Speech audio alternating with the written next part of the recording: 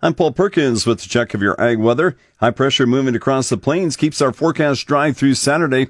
After highs today in the upper 70s to around 80, tomorrow looks to be the overall warmest day of the next week with widespread highs in the 80s. Adding to the warmth tomorrow, our south wind gust of 20 to 30. A weak cold front cools our highs slightly to the mid-70s to the low 80s over the weekend. Occasional thunderstorm chances return Saturday night through the middle of next week. Those chances for thunderstorms and severe weather are the highest Sunday through Sunday night when a warm front lifts to the north, and late Monday through Monday night when the cold front tracks to the east. A few more thunderstorms are possible in the middle of next week with some passing disturbances. Daytime highs drop back into the mid to upper 70s from Monday. Tuesday, our coolest day of the next week, with highs in the mid-60s to around 70 before a rebound to the 70s on Wednesday. Checking the long-term forecast for Tuesday through May 29th, Nebraska temperatures are forecast to be seasonal to slightly cooler than normal, while Kansas temperatures are warmer than normal. Nebraska and Kansas rainfall likely to be above normal for Tuesday through May 29th.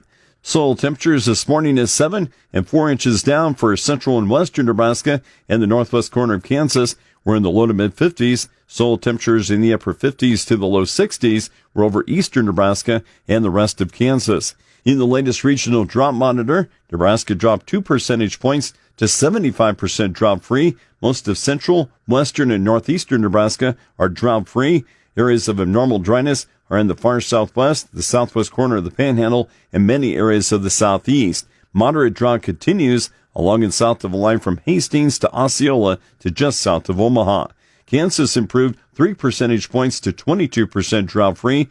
Much of northern and eastern Kansas is drought-free to abnormally dry. Moderate to severe drought is over much of west and central Kansas to the south of I-70. An area of extreme drought is now developing from near La Crosse to Jetmore. Key weather factors affecting the markets include active weather for the U.S. and Canada, causing minor delays in planting, wet conditions persisting in corn and wheat areas of western Europe, dryness and some frost in wheat areas of the Black Sea region, dry and hot weather damaging the second crop corn in central Brazil, and flooding rain in southern Brazil delaying harvest and wheat planting. A storm finally exits the eastern seaboard, allowing for a brief respite from damp and chilly conditions over the eastern third of the U.S. Another area of low pressure emerges onto the southern plains and drifts east into the Ohio Valley by the weekend, renewing the threat of rain to close out the week from the southern plains to the central and southern Atlantic coast. Locally heavy rain of 2 inches or more and severe thunderstorms are possible across the south central U.S., while the rain eases drought in parts of Oklahoma. Moderate to extreme drought areas in Kansas largely miss out on the rain.